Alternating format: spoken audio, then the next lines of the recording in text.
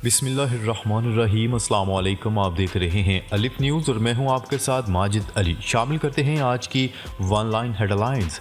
पाकिस्तान तहरीक इंसाफ के चेयरमैन इमरान खान का कहना है कि मरने और जेल जाने से नहीं डरता, आखिरी सांस तक लड़ूंगा। साबिक वज़ीर आज़म इमरान खान ने फवाद चौधरी की गिरफ्तारी पर खिताब करते हुए कहा कि हमारी हुकूमत जाने से अब तक बिजली की कीमतें भी दुगनी हो गई हैं। अप्रैल में हमारी हुकूमत गई तो आटा 65 रुपये किलो था, अब मुल्क में मजीद महंगाई आने वाली है। PDM ने मुल्क को तबाही की तरफ धकेल दिया है। मुल्क में महंगाई इस जुल्म और नाइंसाफ़ी की वजह से है। मुत्तहिदा अरब अमारात के सदर शेख मोहम्मद बिन जैद अल नहयान एक रोज़ा दौरे पर रहीम यार खान पहुँच गए। वज़ीर-ए-आज़म शहबाज शरीफ ने शेख मोहम्मद बिन जैद अल नहयान का एयरपोर्ट पर इस्तकबाल किया। दोनों रहनुमाओं की मुलाकात में दो तरफा ताल्लुकात बढ़ाने पर तबादला ख्याल किया गया। मेहमान को खुश आमदीद कहने के बाद वज़ीर-ए-आज़म शहबाज शरीफ वापस रवाना हो गए।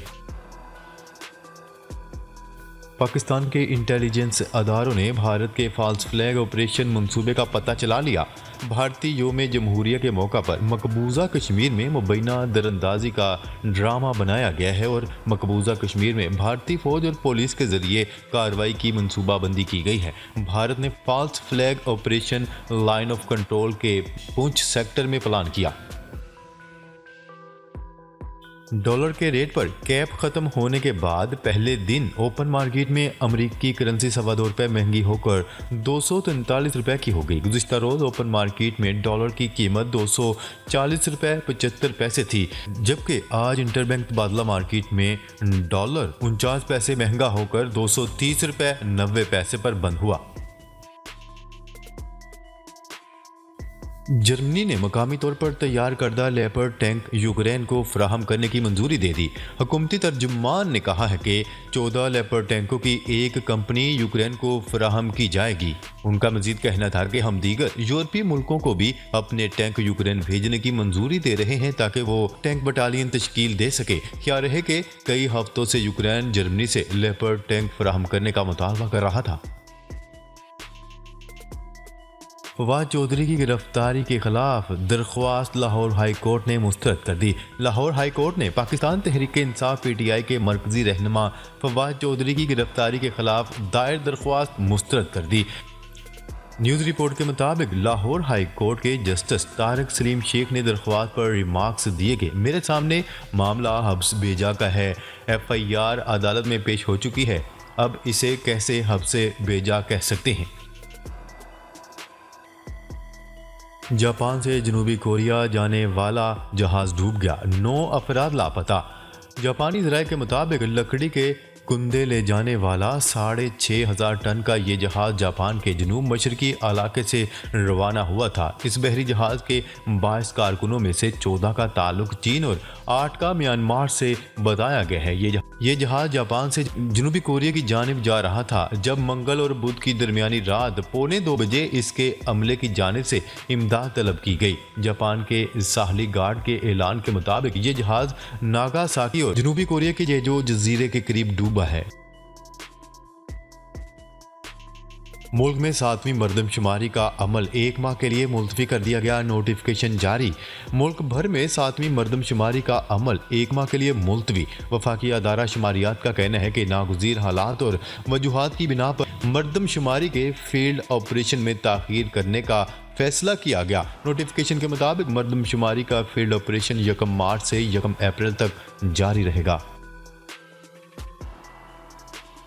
सऊदी अरब का भारतीय कंपनी से $1 अरब का मुआहिदा। सऊदी अरब ने खसूसी ज़रई केमिकल तैयार करने के लिए भारतीय कंपनी से $1 बिलियन के एक मुआहदे पर दस्तखत कर दिए। न्यूज़ रिपोर्ट के मुताबिक सऊदी वज़ारत सरमायाकारी ने मुआहदे पर डेवस स्विट्ज़रलैंड में ख़त्म होने वाले वर्ल्ड इकनॉमिक फोरम के मौका पर दस्तखत किए।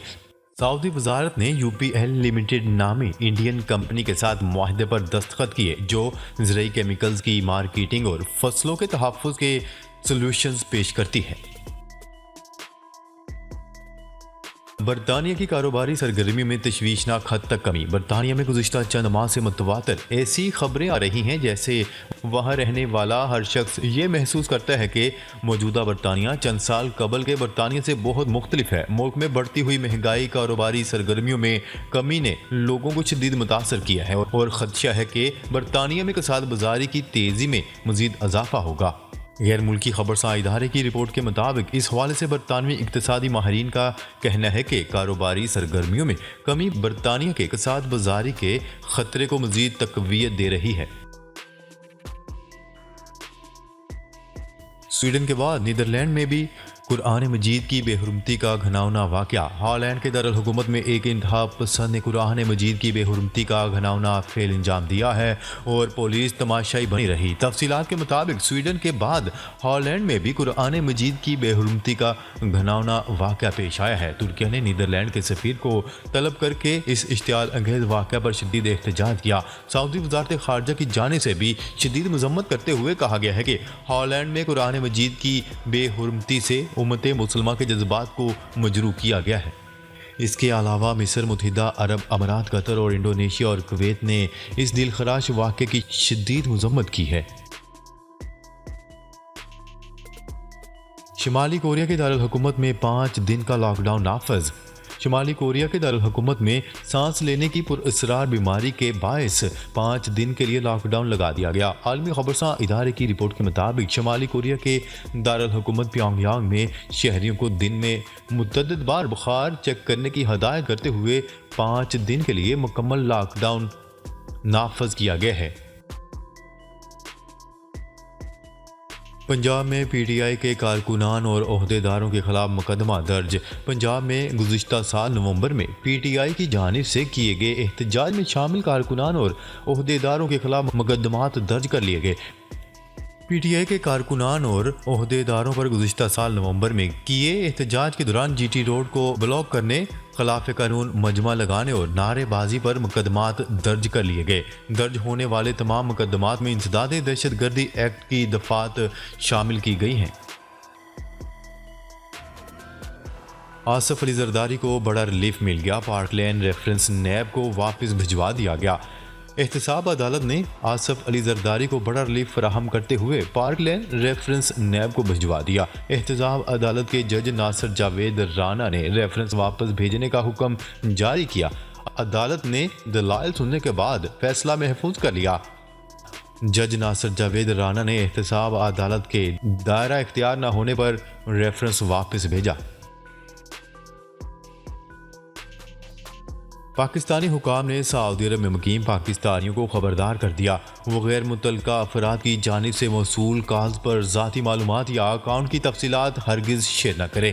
इस हवाले से सऊदी अरब में पाकिस्तानी सफारत खाने ने समाजी राब्ते की वेबसाइट पर इंतबाह जारी किया जिसमें कहा गया कि ऐसी कॉल्स पर तवज्जो न दें जिसमें ज़ाती मालूमात या अकाउंट नंबर तलब किए जाएँ।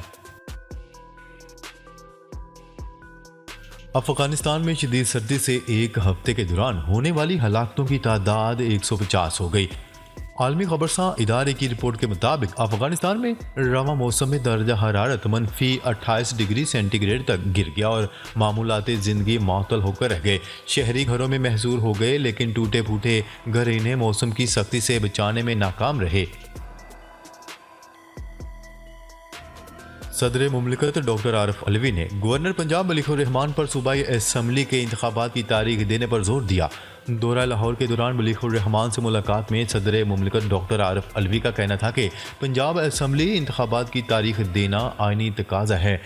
अलावा अजीम मुलाकात में पंजाब असम्बली के होने वाले आम इंतखाबात पर तबादला ख्याल किया गया। ज़राए ने बताया कि सदर मुमलिकत ने गवर्नर पंजाब को कहा कि पंजाब असम्बली के होने वाले इंतखाबात की तारीख देना आइनी तकाजा है। करप्शन के इल्ज़ामात, यूक्रेन के नायब वज़ीर दिफ़ा ने इस्तीफ़ा दे दिया। यूक्रेन के नायब वज़ीर दिफ़ा ने अपने ओहदे से इस्तीफ़ा दे दिया। यूक्रेन की वज़ारत दिफ़ा की सरकारी वेबसाइट ने नायब वज़ीर दिफ़ा के मुस्ताफ़ी होने का भी ऐलान कर दिया।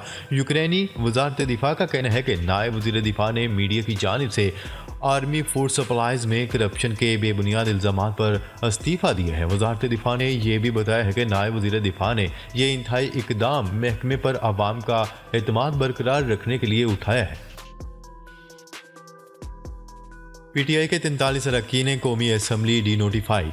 इलेक्शन कमीशन ने पाकिस्तान तहरीक इंसाफ पीटीआई के 43 अरकान कौमी असम्बली को डी नोटिफाई कर दिया। इलेक्शन कमीशन की जानिब से जारी करदा नोटिफिकेशन के मुताबिक स्पीकर कौमी असम्बली की तरफ से भिजवाए गए इस्तीफ़ों के बाद पीटीआई अरकान असम्बली को डी नोटिफाई कर दिया गया, जिसके बाद इलेक्शन कमीशन ने मज़ीद 43 कौमी असम्बली अरकान की सीटें खाली करार दे दी। नाजरीन, अब तक के लिए इतना ही। मज़ीद खबरें लेकर वो जल्द आपकी खिदमत में हाजिर होंगे। तब तक के लिए अपना ख्याल रखिएगा। अल्लाह निगहबान।